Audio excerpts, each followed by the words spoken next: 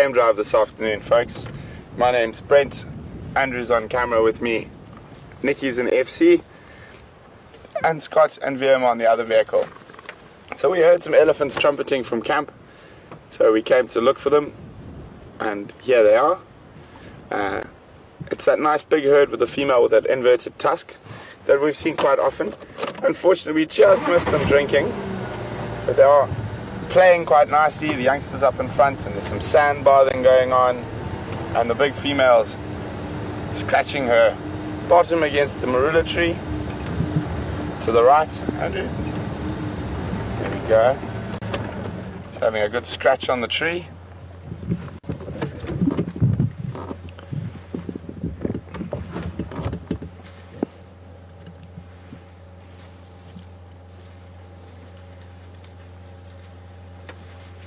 Oh, that looks quite good.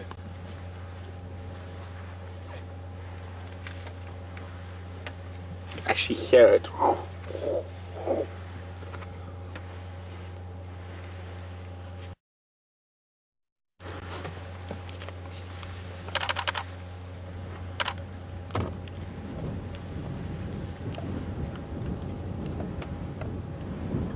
And there's a youngster in the middle who's been throwing some sand.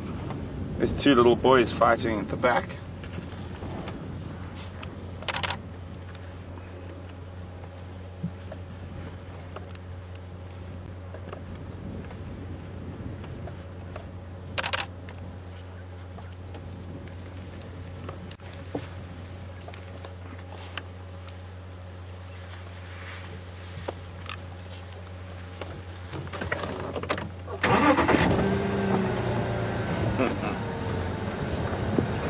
Nice big herd.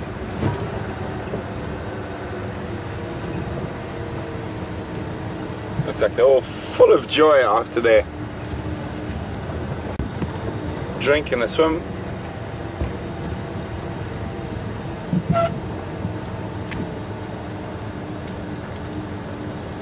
Now they'll probably spread out and start feeding.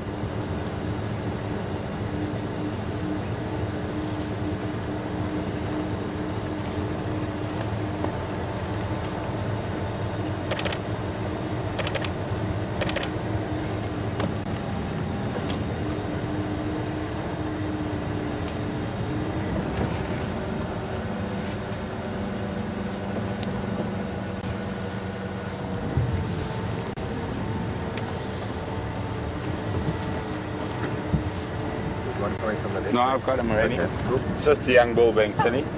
He might give it a little trumpet shortly. He's got the feeling he's being left behind by the rest of the herd, even though there's quite a few elephants behind him.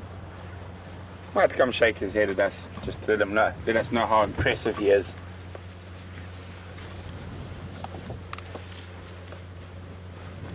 Not that brave today.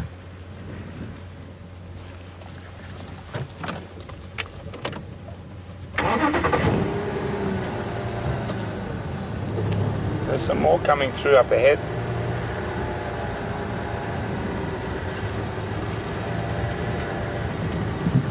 Oh, look at the little one.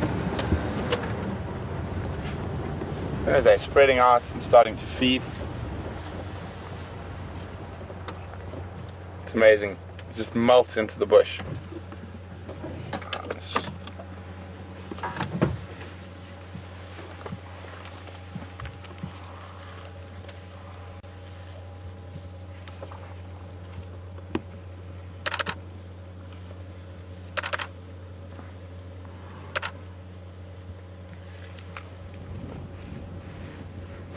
There's that. Fast food. The back there. Go back a little bit. There we go. On the road. Take away.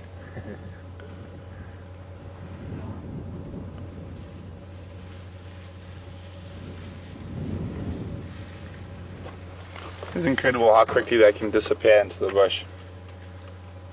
I mean, if we pan off to the right here, you just see these grey blobs feeding at different points. It's amazing. They were so visible a minute ago. And now, if If you zoom, where's it now? There we go.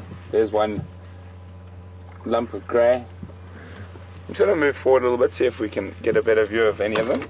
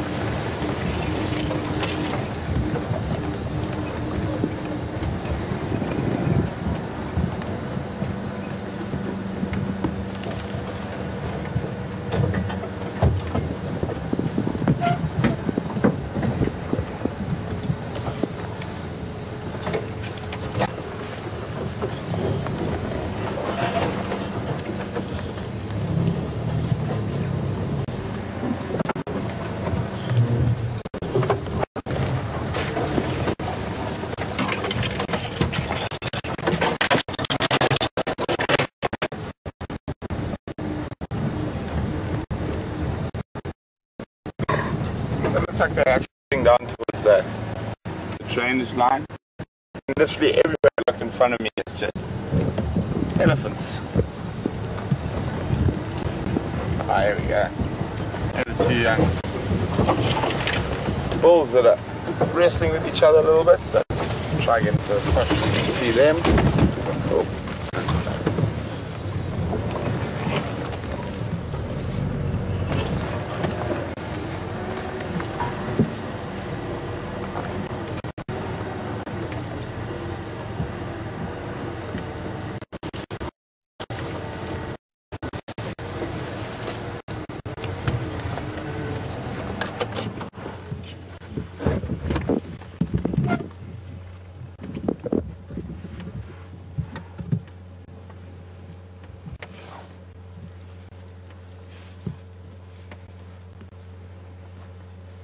So watch these two at the back here. They seem to have been playing in the distance quite a bit, and they were playing as we drove up as well.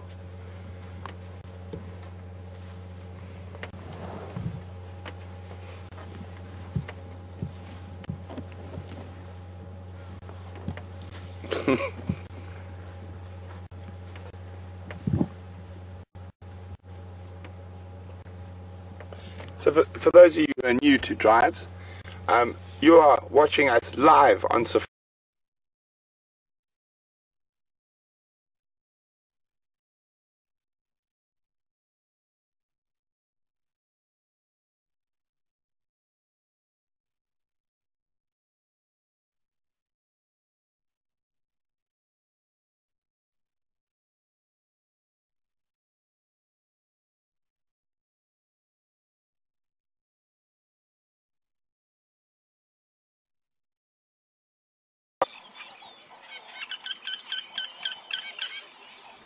Hello everyone.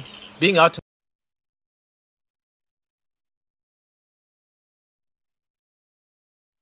in the bush and being out there live has its technical challenges. We're experiencing some of that now and are working on it as fast as possible to get it sorted and get you back in the vehicle with us.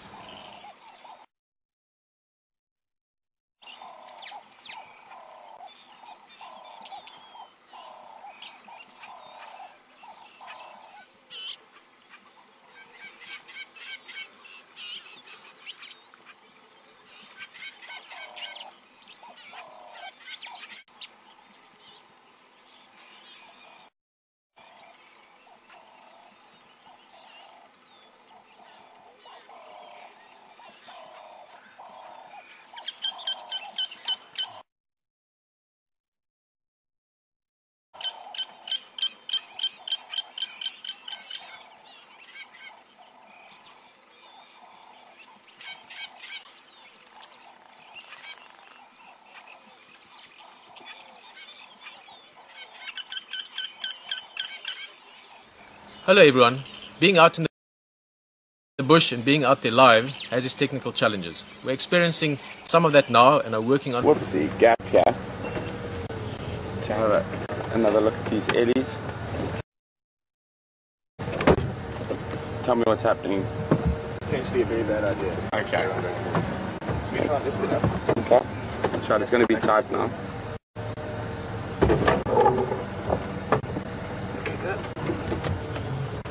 So we don't have much space to work with here. Very, very narrow. There we go. Well done, Andrew. Good job. Yep. So it looks like they might go down into the drainage system. If we can get down there, then I think we'll have a much better visual. It's always quite interesting to look down on elephants. Normally they're looking down on us.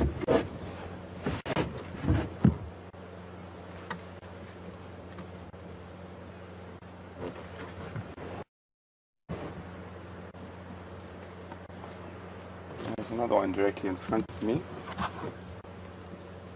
but I can only see half of it from where he's sitting. There's a little one coming off to the left. I'm going to try to find a way to get down there.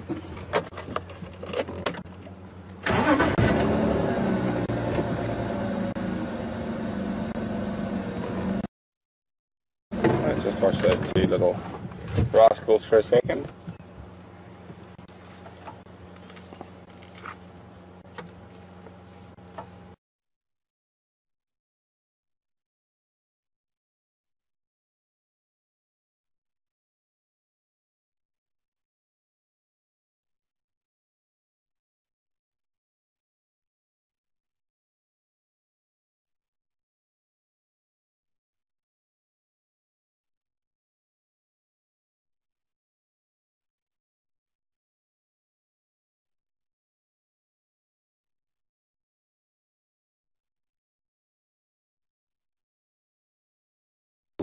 Technical difficulties we're experiencing.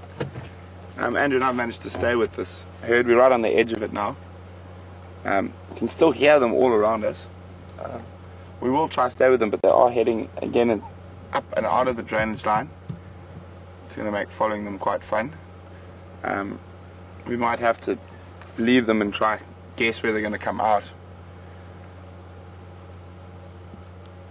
That's a young bull right on the edge, on the periphery of the herd. Okay, I think we're going to get up there. I think we might.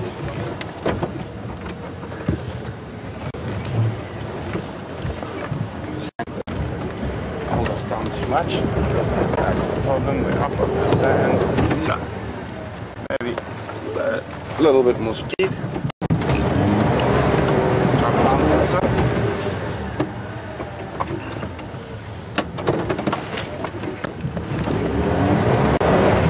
We're going to have to find another way.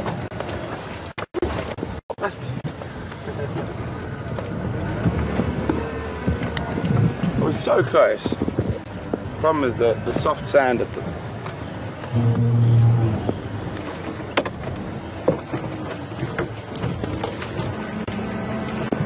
Watch thorns back. Okay. Guys, while we try to get out of this drainage line and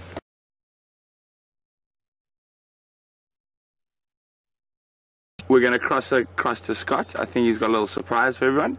So enjoy. You may have noticed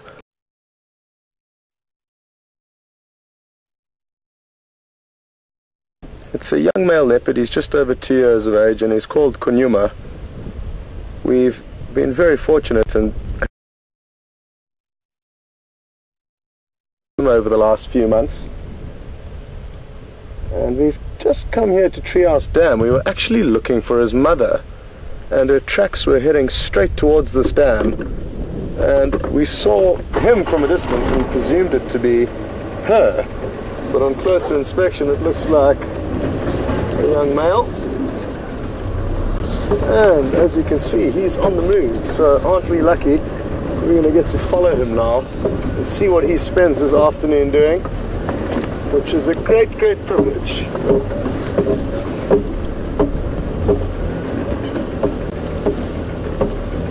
And isn't that just funny how we were actually tracking another leopard, a female, direction to drink after she finished a diker kill this morning. So lucky that we found the wrong leopard, but either way we are happy.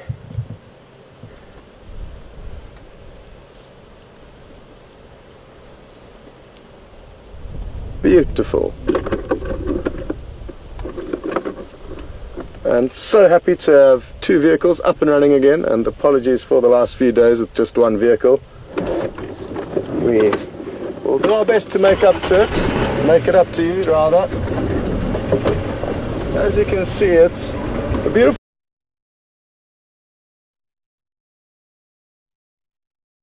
day here, but there are a lot of clouds in the sky, so it's kind of 5 minutes sunny, 5 minutes cloudy for the time being.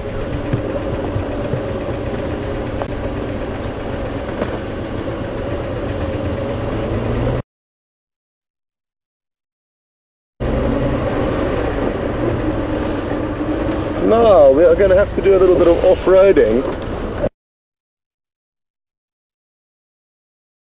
Pop back up and not snap. And also keeping an eye on the leopard, trying to keep looping ahead of.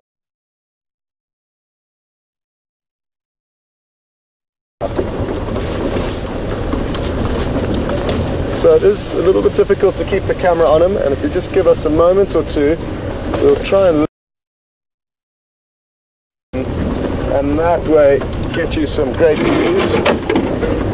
And this afternoon I'm teamed up with VM, so VM's on camera, and this is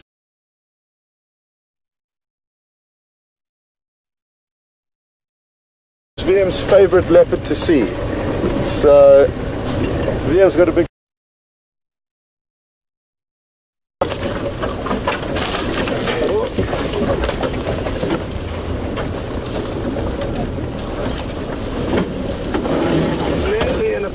where we should get a great view of him.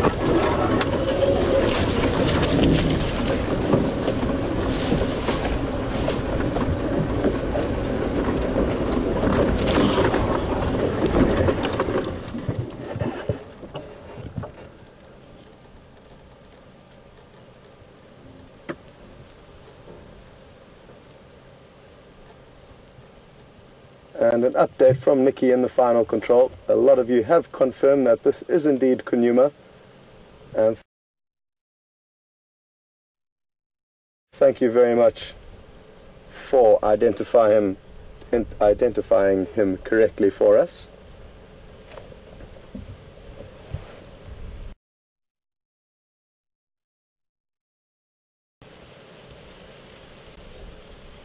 Well, wouldn't it be wonderful if we found some prey to stalk? It's always exciting, and it's something we get to see very seldomly. In 5 months of filming, we've filmed one leopard kill, so that gives you an idea of how seldomly we see it. Even though we spend hours out here and also hours actually with these animals quite often, we've been very fortunate with our leopard sightings.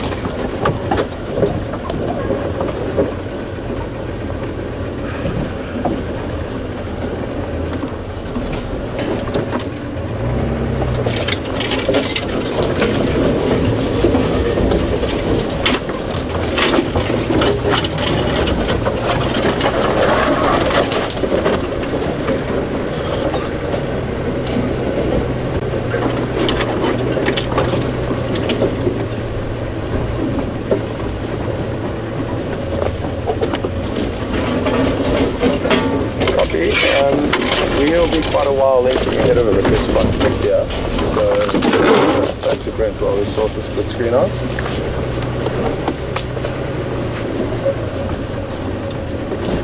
Yeah, so we're going to cut over to Brent's while we fix our screen.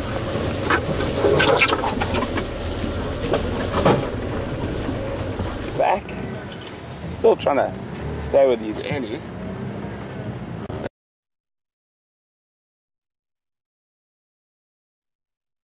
that drainage line. We're now trying to find a way through to where the herd is.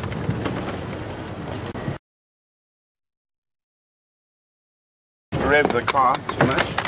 That could be considered an aggressive noise. They've gone into some thickets, so we can't really see them all. I just saw a youngster through the gap there. Here we go. Just gonna. We can hear them all around us feeding.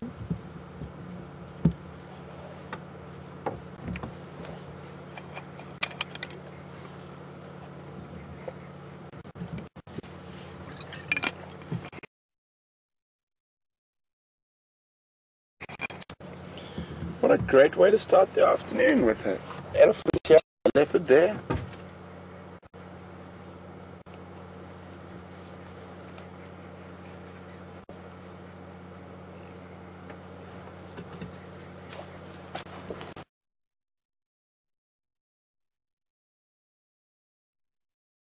You can see the dust stuck to the ears.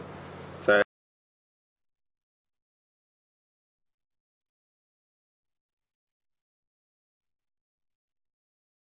to the ears and some of the bottom.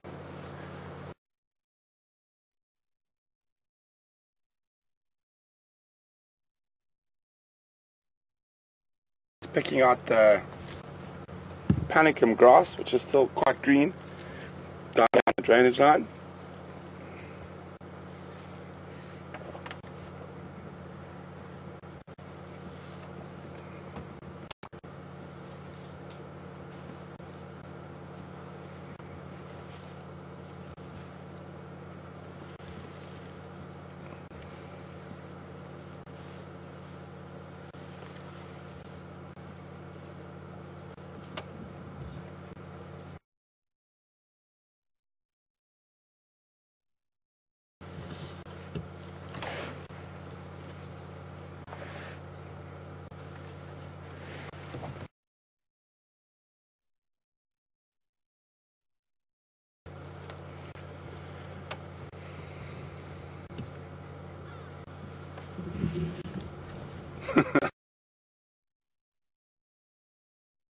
No, it's us. So you can hear the rest of the herd behind, driving into these thickets. All we might manage to achieve there is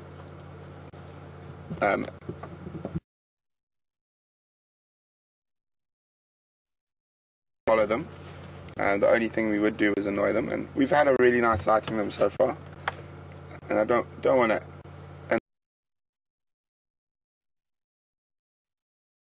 Reason. So out in the open they'd probably behave a bit differently, but we'd have to crash around quite a bit to follow them through here, so we're not going to do that.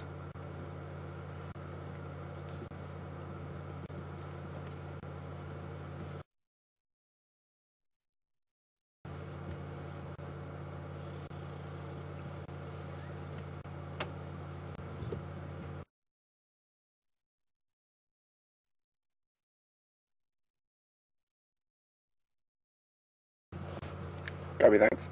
So guys, I think we're going to go see what Scott's got, and we're going to try.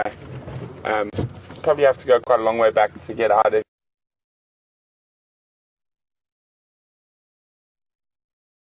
go crashing after the eddies. But we will see you a little bit later, hopefully, and I hope you.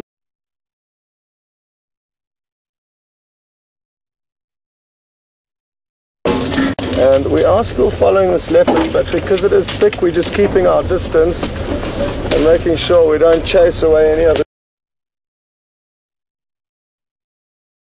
He's just to our right now, and it looks like he is coming to a slightly more.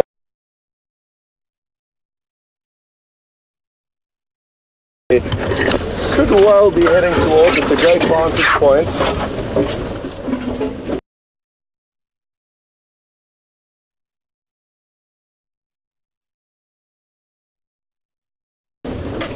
Easiest possible way.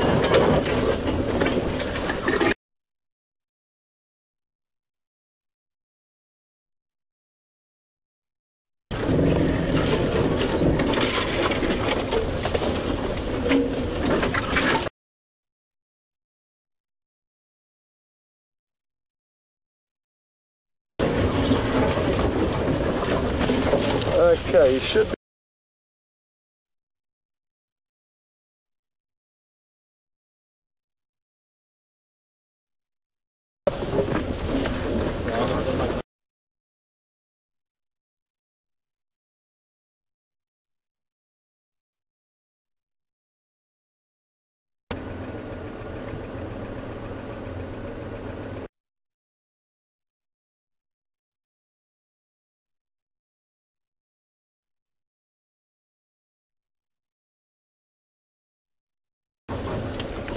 Nope, doesn't look like he's going up the turn.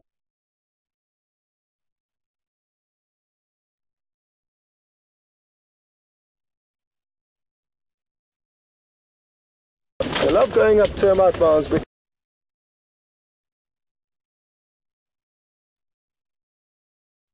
alongside us.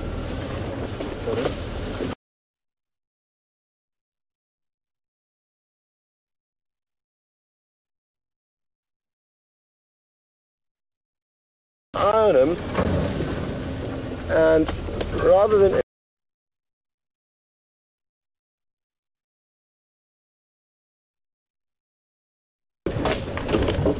because if we did go too quickly, we would potentially bother him.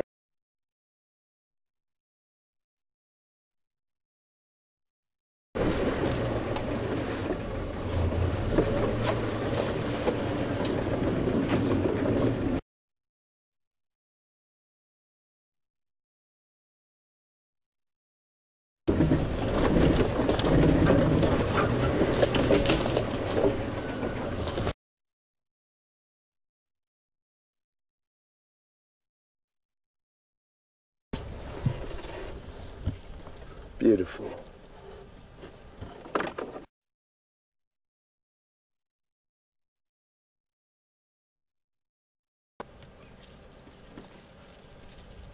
He's headed straight north from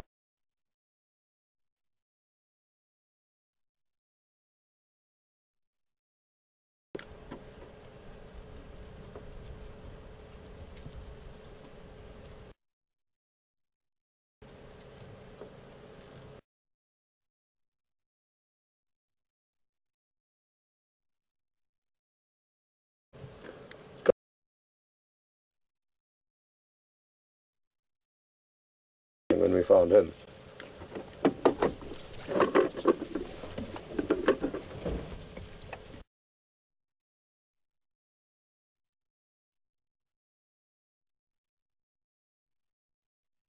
Patience, and the patience has paid off.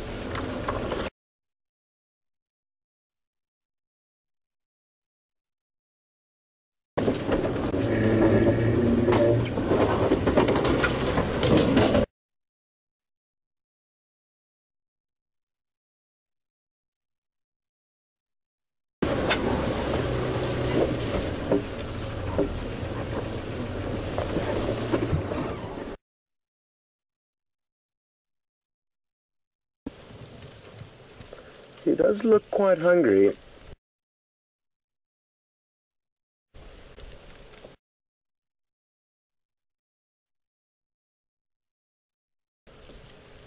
And that increases our life.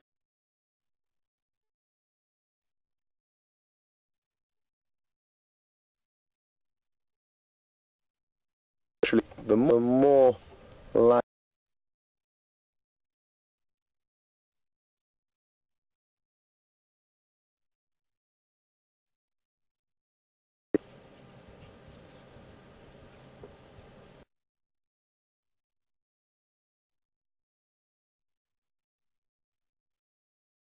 Kenya, so very good for hunting and ambushing prey. He's got so much cover.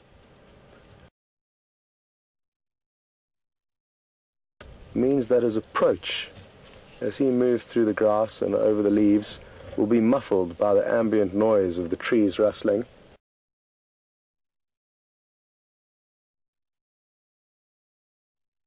So very good prospects for him.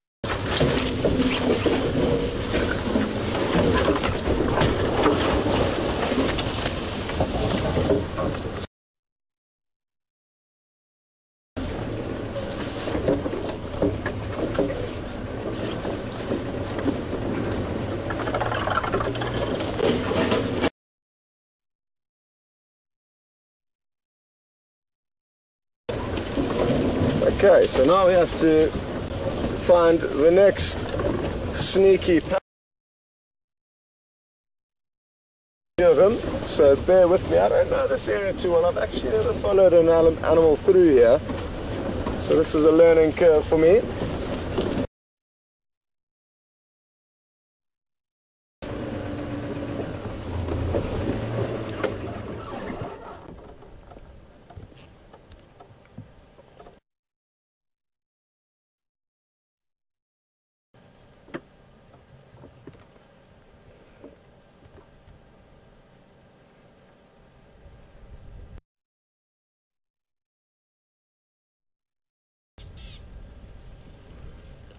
The bird that you can hear alarm calling at him now is a tiny little.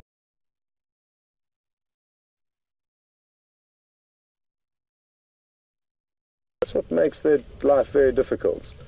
Very often the animal that they may be stalking will have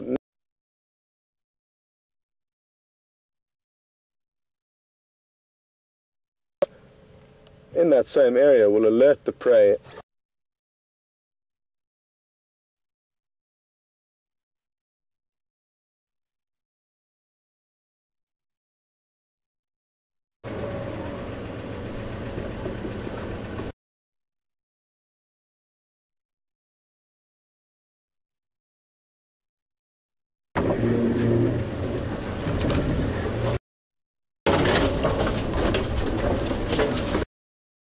It probably won't be much longer, and here's heading.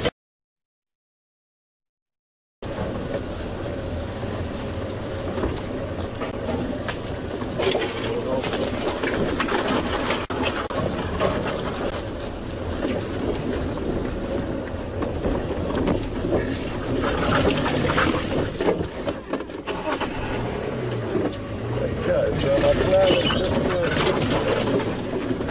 get onto this main road and let him walk towards us. He may have laid down. Yeah, it's laid down. Yeah, it's laid down.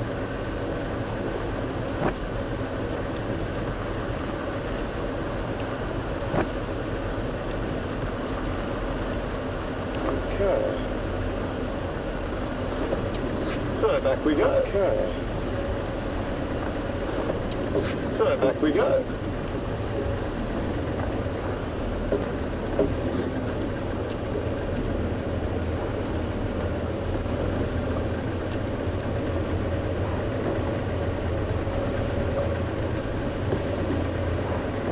Just need to try and remember where I saw him lie down. There it is. Just need to try and remember where I saw him lie down. I'm just going to wait for him here.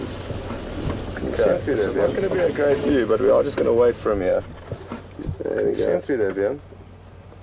So he is in there. There we go. And I wonder, I don't think it is in there. Going around. It is quite thick. And I wonder, I don't think it is. Give it a moment or two. If you don't get up and move again, then we will. Begins to dry out. It's remarkable how different this place looked in terms of the vegetation just a few months ago.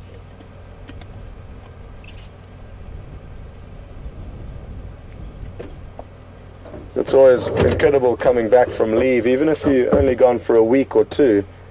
You notice such massive differences in the colors and the vegetation, the amount of water in the water holes, the size of the hyena cubs. And that brings us to another topic. We will hopefully be able to try and see the hyena cubs this afternoon. We did stop at the hyena den sites on our way to follow up on Karula. He was a female leopard that Brent saw this morning finishing off a duiker kill. And it was that same leopard that we were tracking when we found her son, which is who we are looking at now. So we did check the hyena den sites a little bit earlier and didn't have any luck. And I believe it was also checked this morning and was not active. But it is somewhere where we would like to spend some time. There's some incredibly cute little cubs. 3 of them.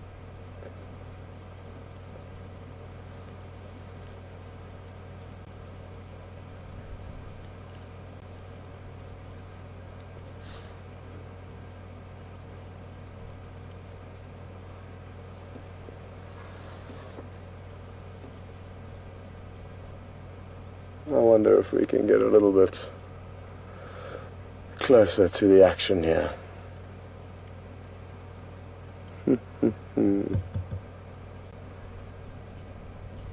Oh, we're not going to need to because he's coming towards us.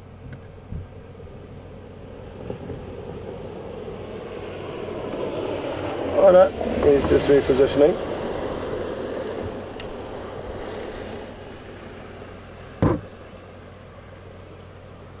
Let's see if we can keep a little bit closer.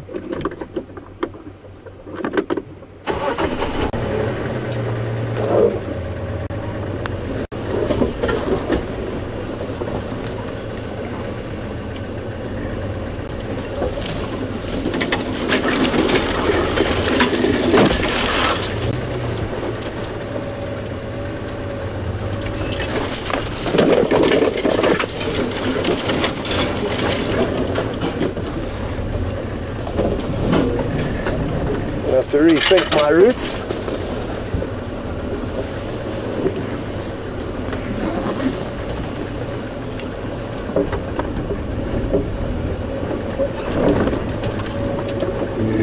I'm so happy that there are elephants back on the property. We've been kind of assuming that they'll be back at some stage.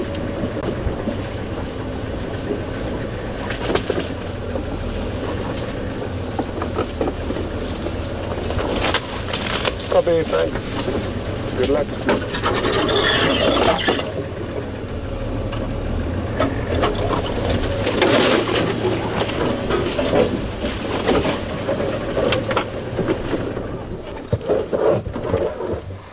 Afternoon, Lex. We followed up on Karula. She wasn't there around 1:30, and then had tracks heading towards Treehouse Dam, and when we got to Treehouse Dam we found Kunyuma, and we followed him now basically straight south from Treehouse Dam, but he's lying up with visual of Gowrie Main.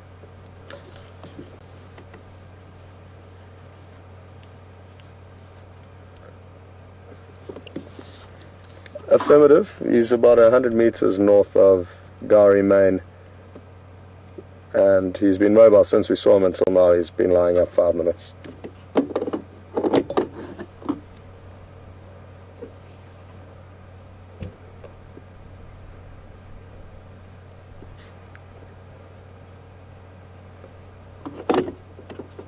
Copy.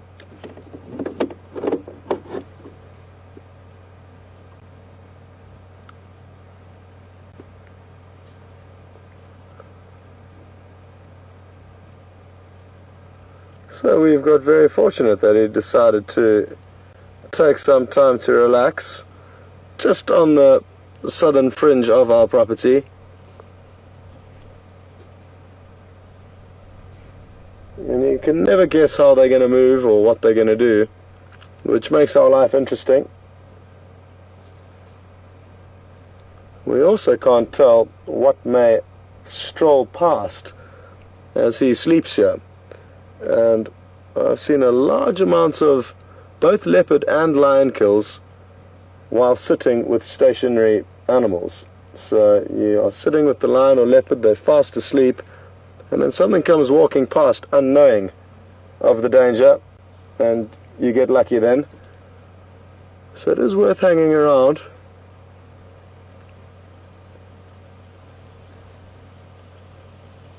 Brent is out searching. He couldn't stay with the herd of elephants much longer. They headed into thick vegetation, so he started searching a few other areas, but has not found anything yet. But I can assure you it won't be long till he does find something.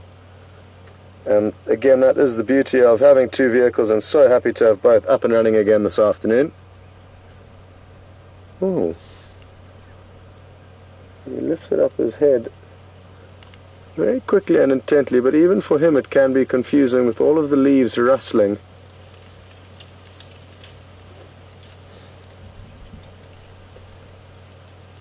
He may hear what he thinks is something approaching, but it could well just be the wind playing tricks on him.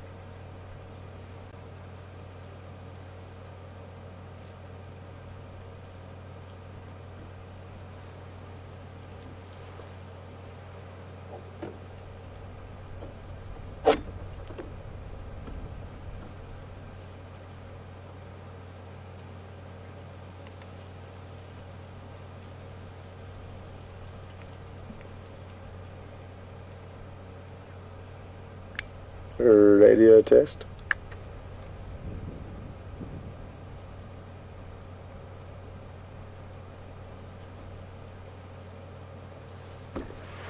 Yeah, copy. No, I haven't been copying anything. Nikki, just speak for a while, please. Let me play with a few things.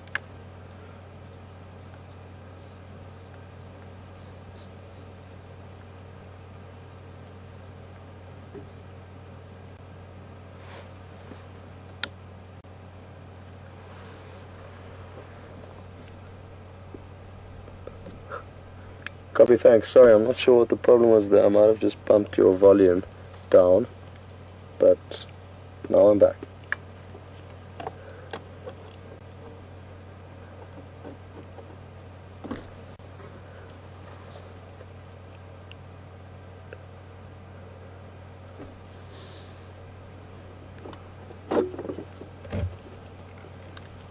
No, good idea.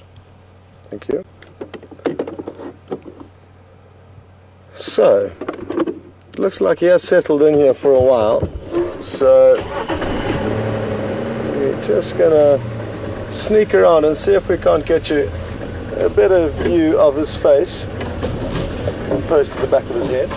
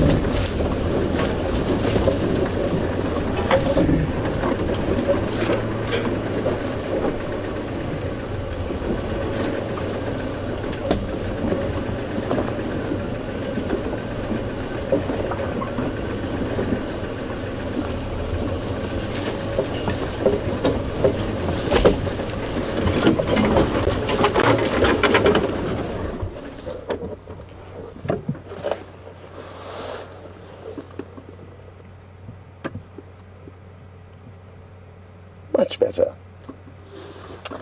So, just to let everyone know, we are operating a live safari. So what you're watching is actually happening this very second. And not only that, but we can interact with you regardless of where you're sitting across the world. And to send us questions, you would hashtag Safari Live on Twitter, or send an email through to questions@wildearth.tv.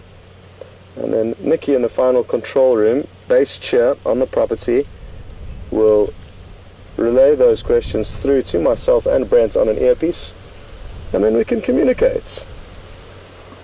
So please do send through your questions, and if it is your first safari, welcome. If you're a regular, well then welcome back, and we thank you for your support.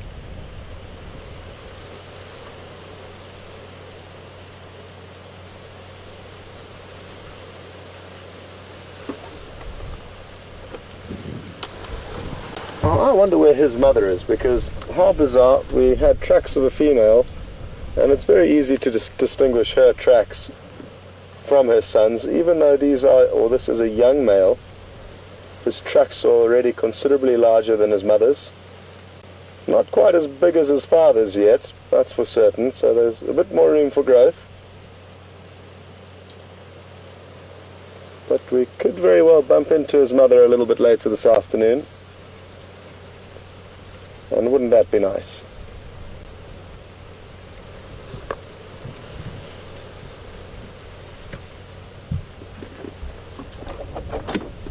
Go ahead.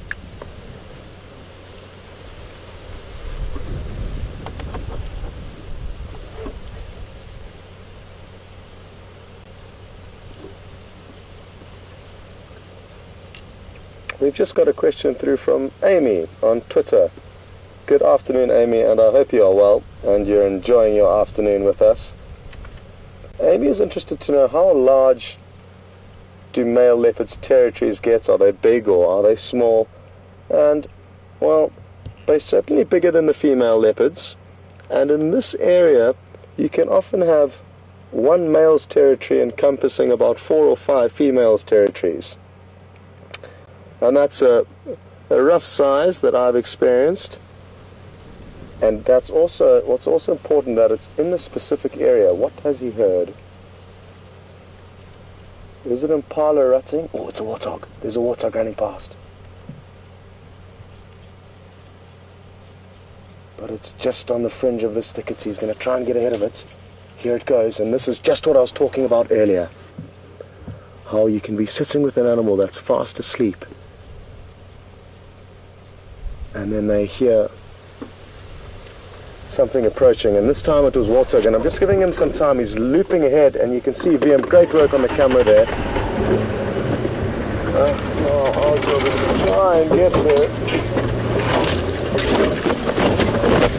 And the warthog were running along quite quickly again. They will be nervous in this windy weather. Hold on, we're going to go a little bit faster than normal now. For obvious reasons, there's some great action that's unfolding potentially, and we want to get there.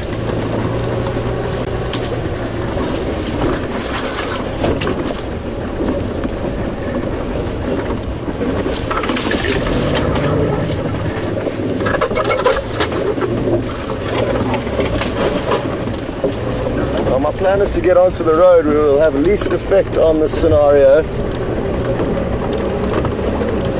Oh, there he is. Awesome. You see him in the tree there, Liam. So he's looped ahead, but I think they've already gone past these warthog, and he's looking. He got into a perfect spot. I'll hand it to him. And isn't this beautiful? Absolutely beautiful. So he's linked ahead. I can't see where the warthog have gone, but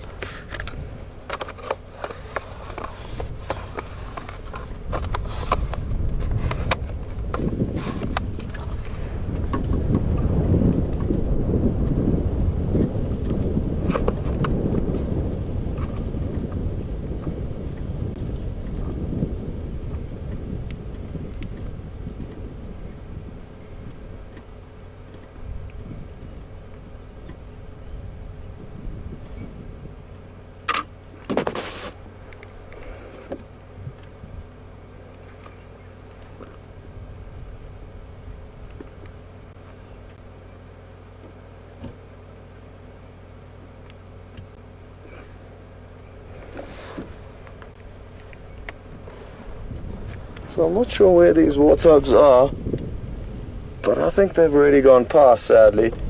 They appeared to sense something was up, but it certainly was great to see how his body language changed and how quickly he started to look into this opportunity that was placed in front of him.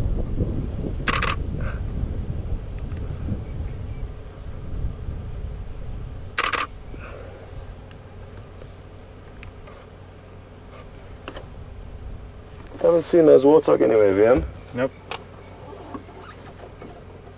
Well, he did a great job. He was linking ahead of them as soon as he realized their direction of movement. He certainly got himself into a good spot.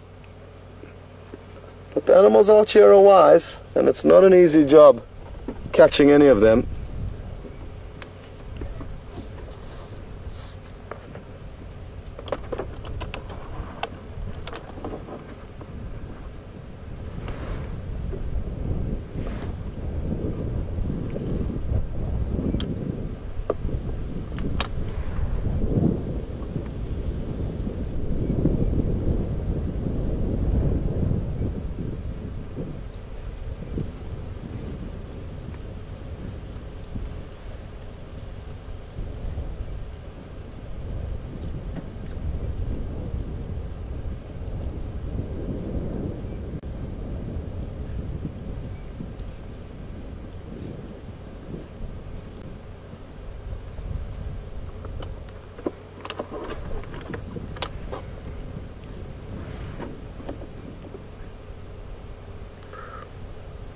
It would have been great to see him with the warthog. I've yet to see him with the warthog kill.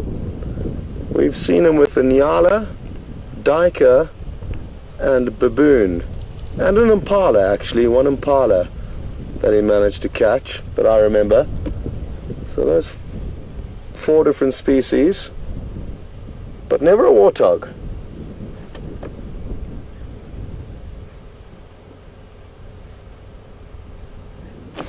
Just going to move ahead slightly and see if we cannot get the sunlight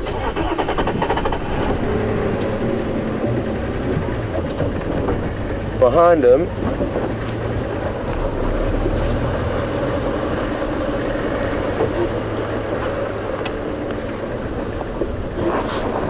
That's better.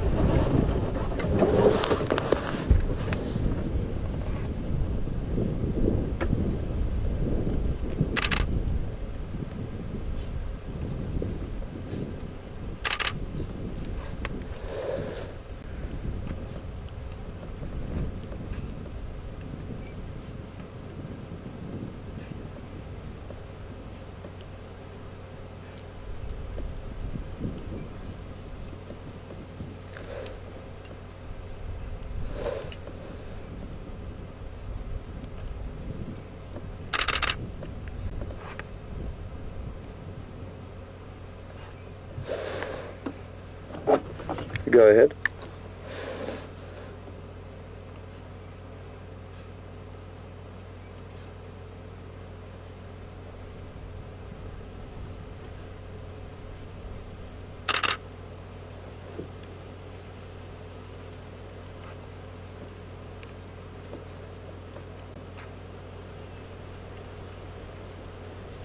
Just got a question through from Bill. And he's asking whether it's important for predators to take the wind into consideration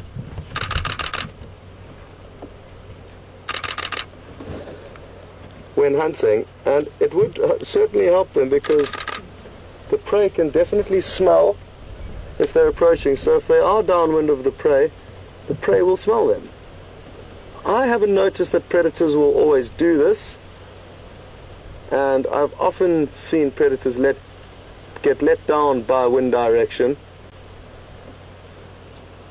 but I guess a lot depends on the individual pride or leopard that you may be following. I'm very lucky. I thought he was going to cross back over our property, but I think he's just investigating if these warthog aren't still around. So we're lucky.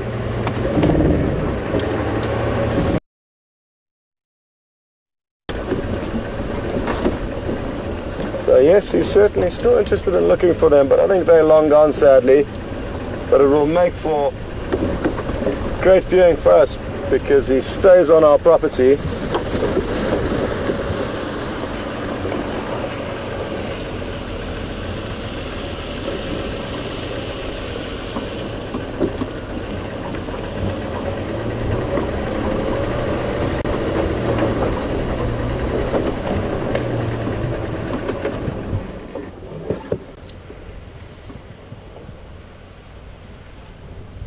So you'll notice he's still very alert. He's been taking a few steps, stopping, listening, scanning. And it just emphasizes how difficult it is actually for these animals to catch their prey. And he certainly wants to make the most of this opportunity, because he doesn't know how long or how far he has to travel until he gets the next shot at it.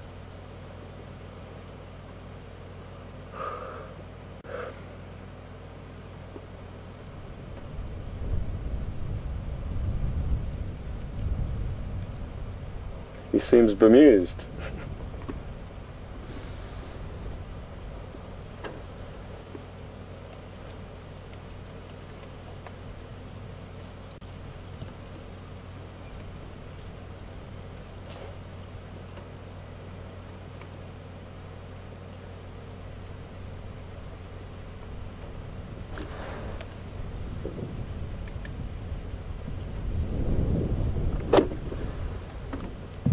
Stations, I've just had my volume down a little bit.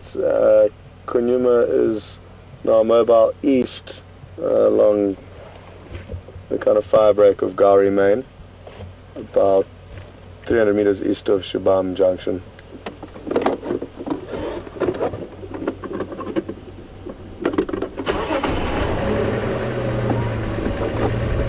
Go ahead, Craig.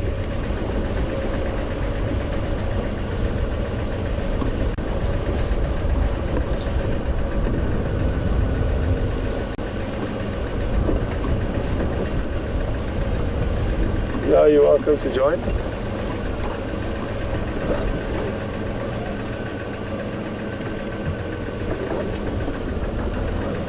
A little gap of VM or not really.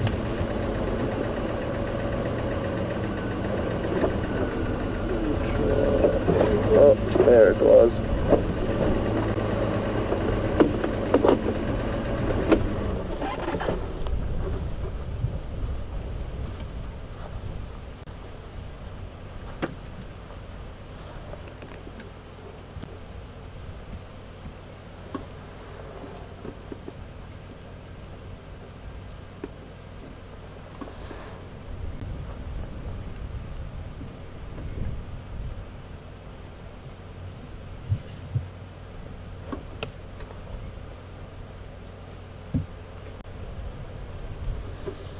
Shame, I seriously think that he still feels he has a chance at catching one of these warthogs. But as he got up and started looping ahead of them, oh, well, maybe I'm wrong, because it certainly looks like he may have seen something there, but again, with the wind, it could have been a false alarm. But as I was saying, as he started trotting ahead to loop around in front of the warthog, and well done to VM on staying with him as he did that. But the warthog did pick up speed, and I think all this wind, they were not taking any chances.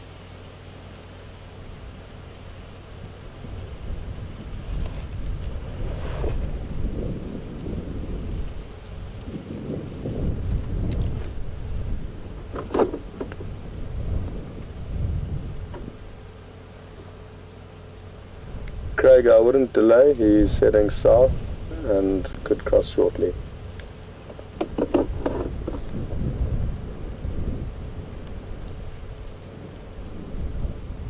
Well, he's coming right up to us, and isn't this lucky?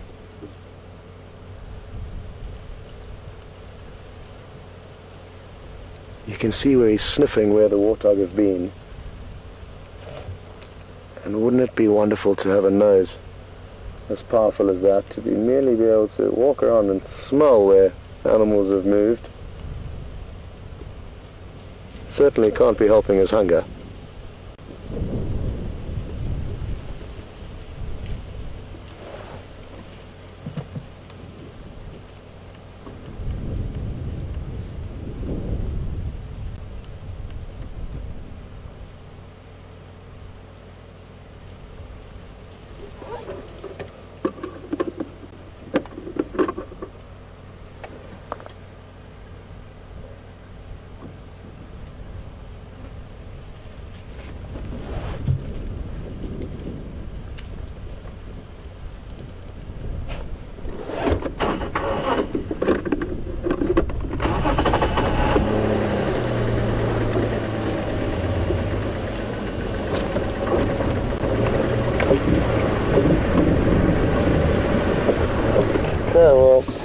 Enjoy this last view of him as he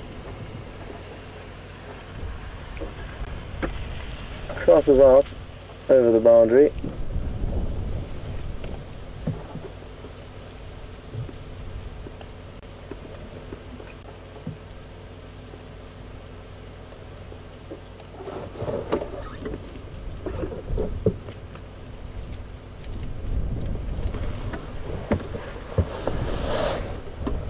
Well, good timing, Craig.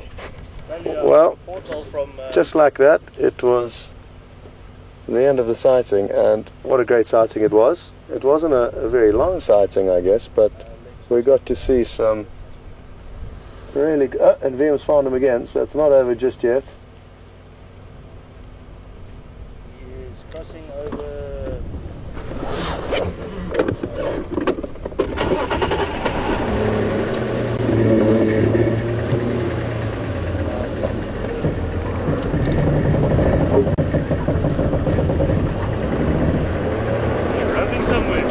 goes? Craig, how you doing? Good, good, good. Hello everyone. Have a good afternoon. Yeah, where you headed now? Twin Dams. Treehouse.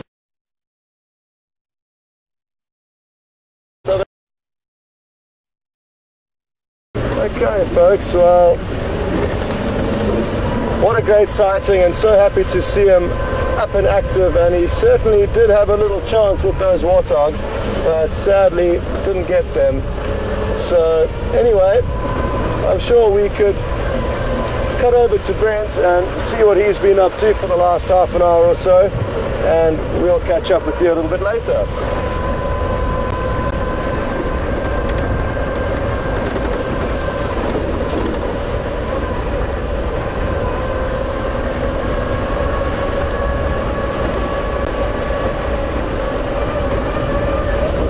Okay, well, Nicky can't get a hold of Brent, so we're not going to cut across to him, and you will just get to stick with myself and VM for a little bit longer.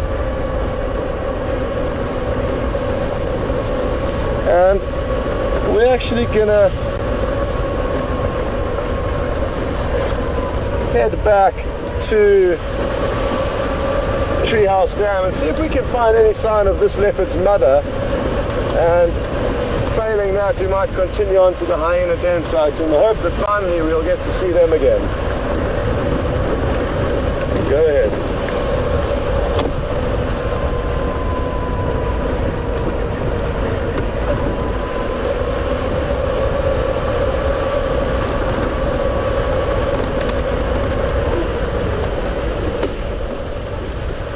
So if we can get these little doves, Liam.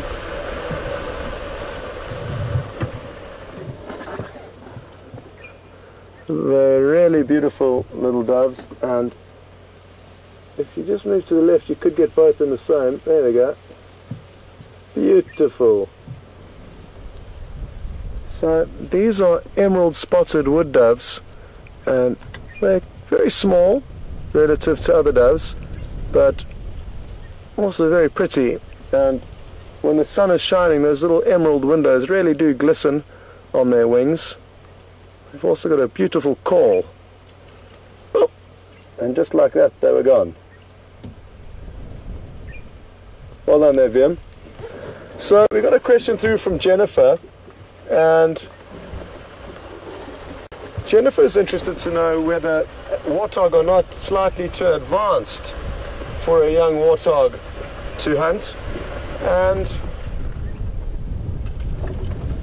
yes and no. He's young, but he's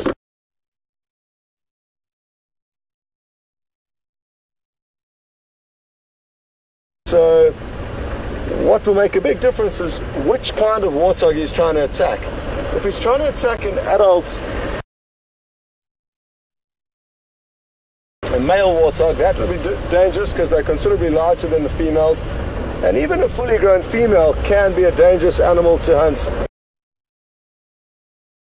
They've got very sharp tusks and can certainly cause damage to either leopard or even lion. Now, the warthog that I saw there running around weren't very big, and there were a few piglets with their mother, so you may want to target to those, but it is a dangerous animal. Sometimes take risks, Jennifer. Okay.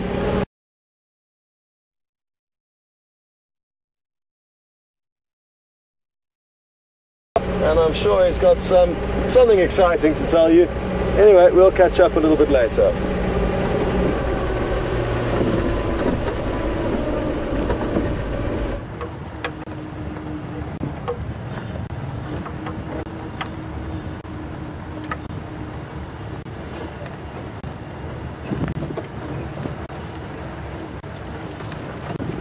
Welcome back, everyone. Just following up on, I heard some Franklin alarm calling. Just want to have a quick look here. They were very, very, very upset. Yeah, the Franklin, they don't look too upset now. Maybe a bird of prey flew over that we didn't see. Just gonna have a quick look for some. Look around around here. See if we see any tracks.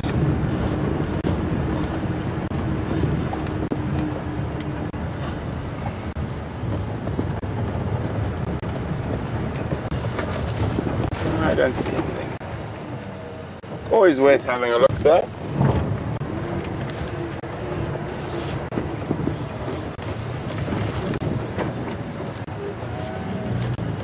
We're gonna go. For those of you who weren't on the drive this morning, we saw a crocodile in Buffalo's Hook Dam, and Andrew and I saw him as we approached, and or her, and the crocodile was basking on the opposite bank. So we're gonna make our way around there.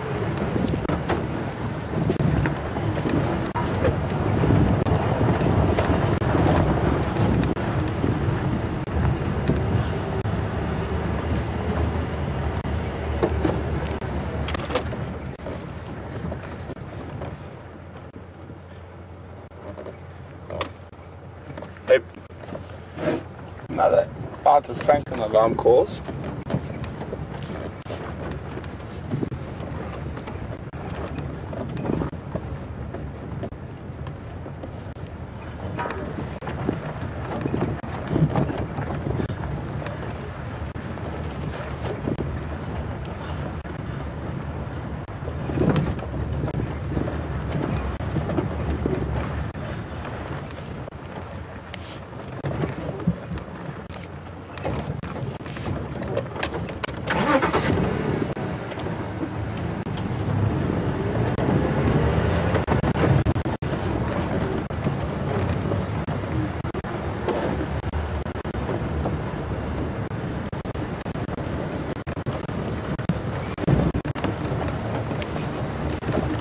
Okay.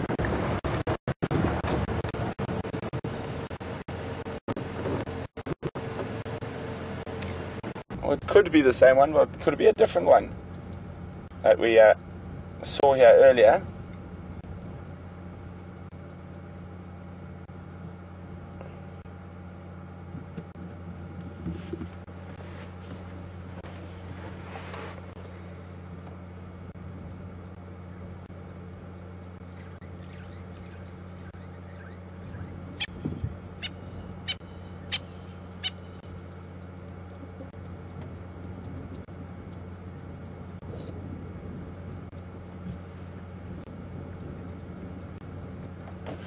One of Africa's ultimate predators.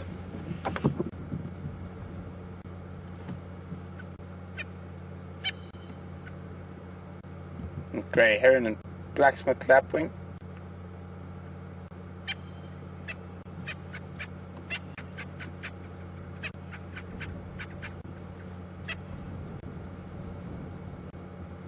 They can live to about 100 years old and get huge sizes. The largest crocodile recorded so far in Africa is about, I think it was 6 meters and weighed about, I'm trying to remember now, over a ton, over 1,000 kilograms.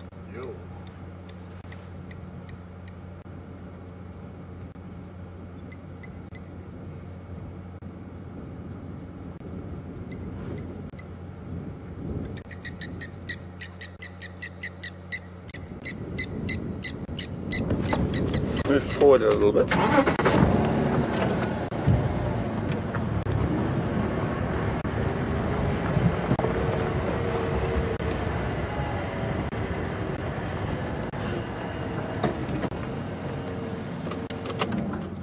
Those Franklin alarm calls, I just wanted to be able to see the other corner of the dam where we've seen leopard drinking quite often. Didn't see any tracks, but doesn't mean there wasn't a leopard. It could have just been on the other side of the road. So that's why we're just stopping a little bit further where we can still see the croc, but we can also see the hippo, and right up that little gully. And we found leopard in that little, drinking in that little gully a few times.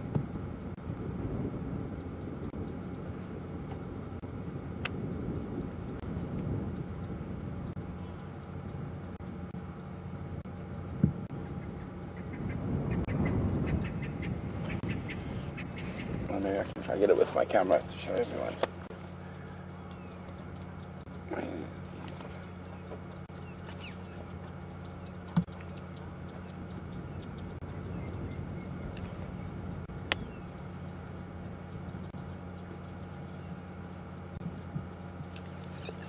I'm just trying to get it.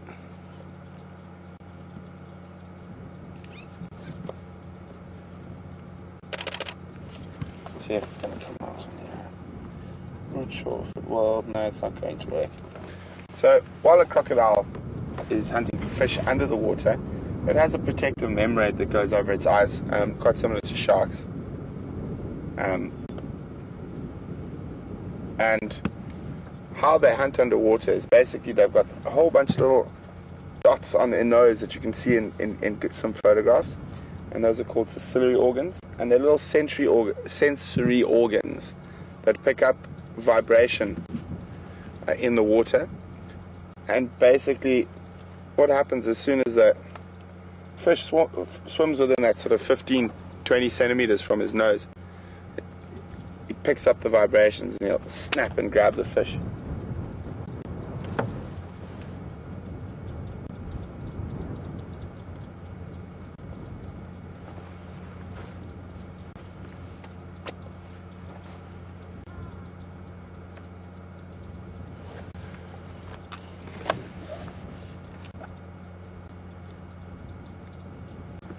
Yeah, I just heard another Franklin alarm call up where we started looking.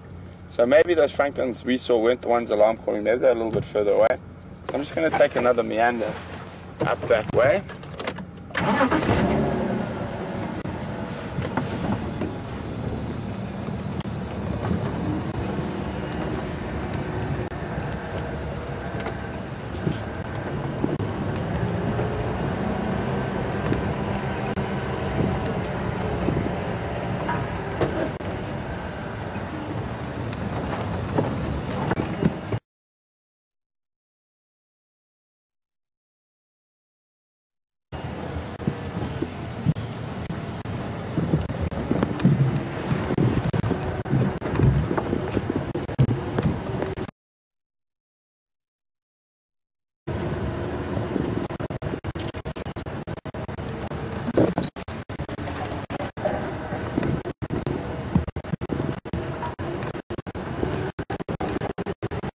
Good afternoon, Charlie. Welcome on Drive with us.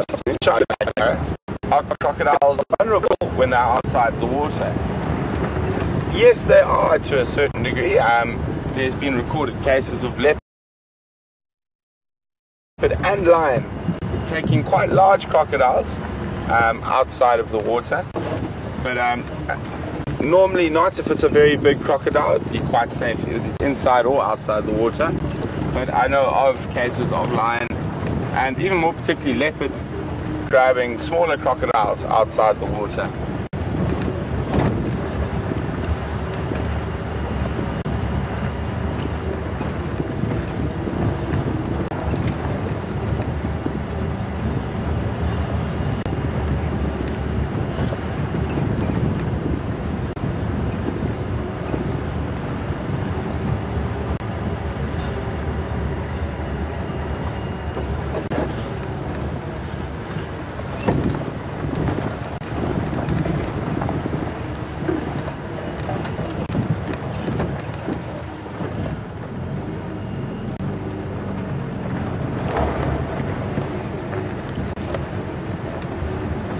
Good afternoon, Wendy from Florida.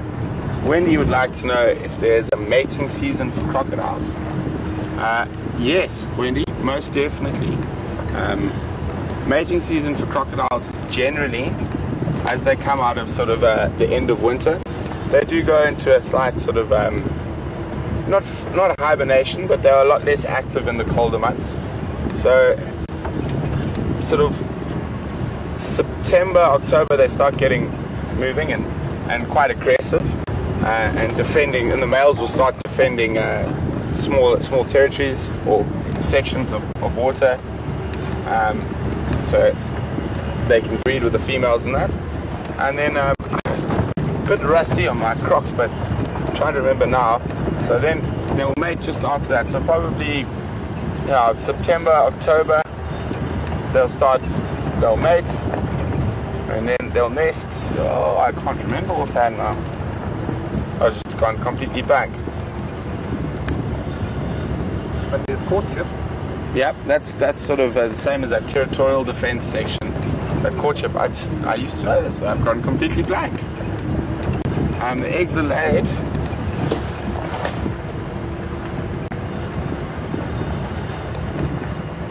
Oh, give me a few minutes, I'll see if it comes back to me. Sorry about that, Wendy.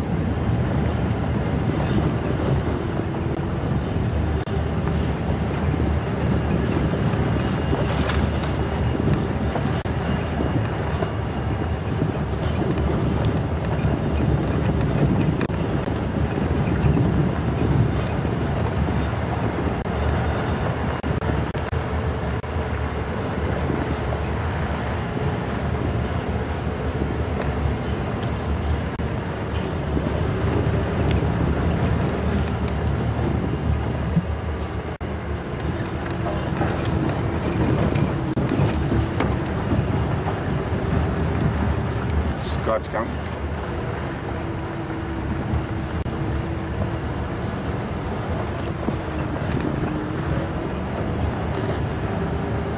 Negative, I didn't, thanks.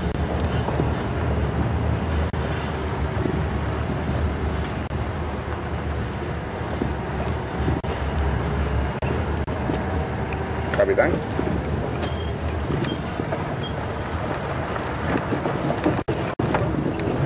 Not right, Scott. I was just saying what area you were going to be working next, but obviously now no.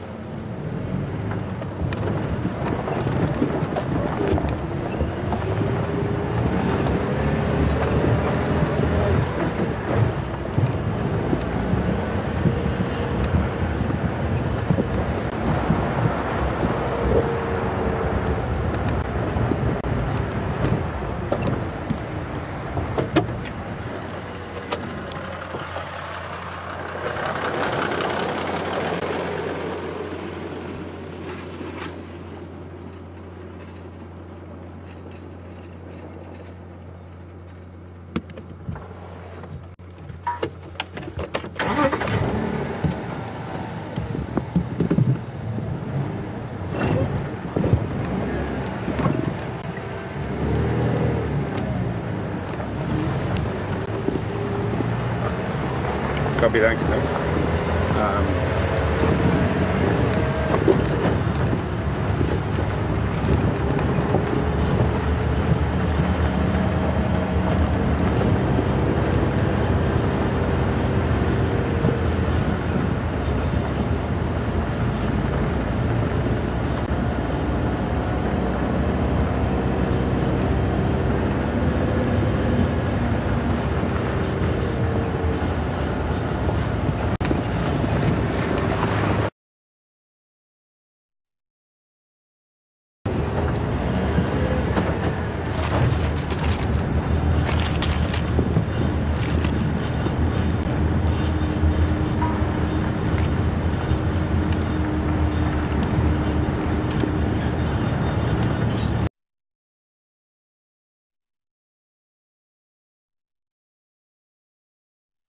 Baobab, I say baobab. A baobab tree is how I would pronounce it. It's quite an interesting one because it's one of the few tree species that is not pollinated by insects. So let's see who out there can tell me what animal pollinates baobab trees. And so what animal pollinates baobab trees? Please send your answers to questions at WildEarthTV, or just use the hashtag SafariLive on Twitter.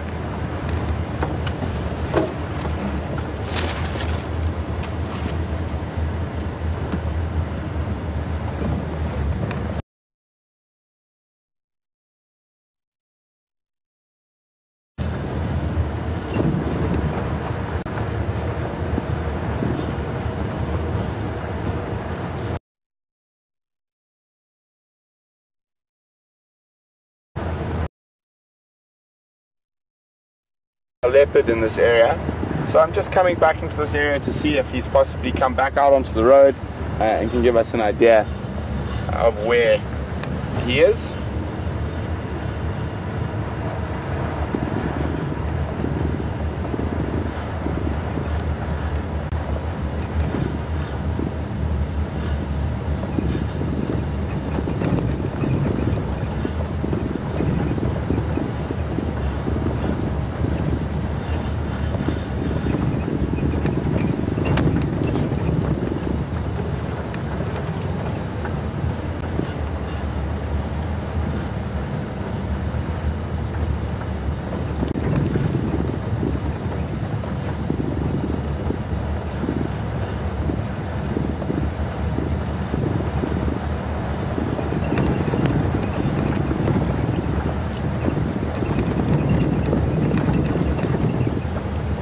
Good afternoon, Nigel. Nigel would like to know whether animals will know that specific dams have crocodiles in them or not, and will they treat those specific dams as if they possibly are a danger. Nigel, most animals will treat all bits of water like it might have a crocodile in it, with your exception obviously of your elephant and buffalo and your larger species that are too big generally even for a very big crocodile to grab. But you'll notice one of the reasons the leopards will and lion quite often will drink in those small little enclaves of the dam is because there it's quite shallow and it'll be difficult for a crocodile to sneak up on them. Wild dogs for some reason are just particularly paranoid about crocodiles, and you see they're very nervous around water when they drink from a big body of water that might have a crocodile. But even your impala and nyala and other antelopes and general game will be quite nervous around water. They will treat most water like it's got a crocodile.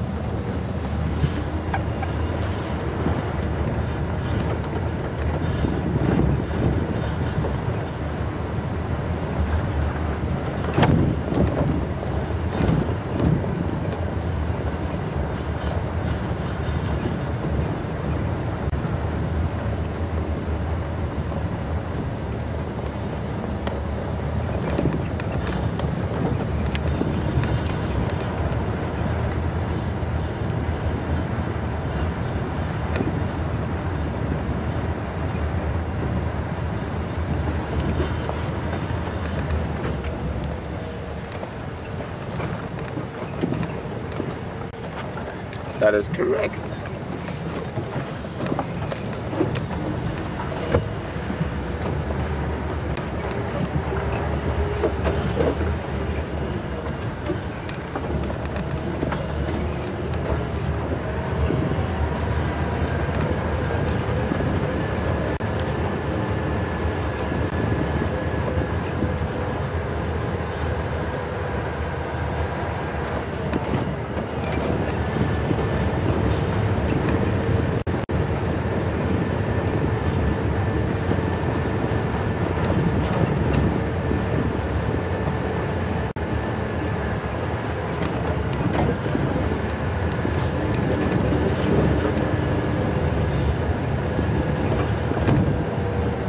Next, you want me to try one to get drop channel?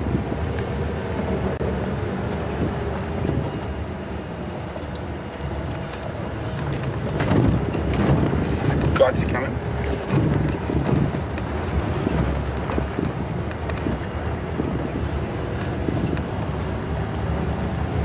Copy. Next was trying to get hold of you.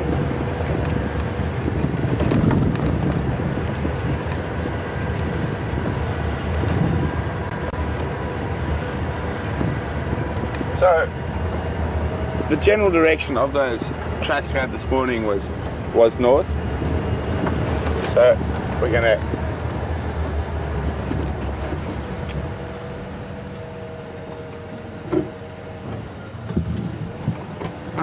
where did that go? A lot less birds out this afternoon than there were this morning.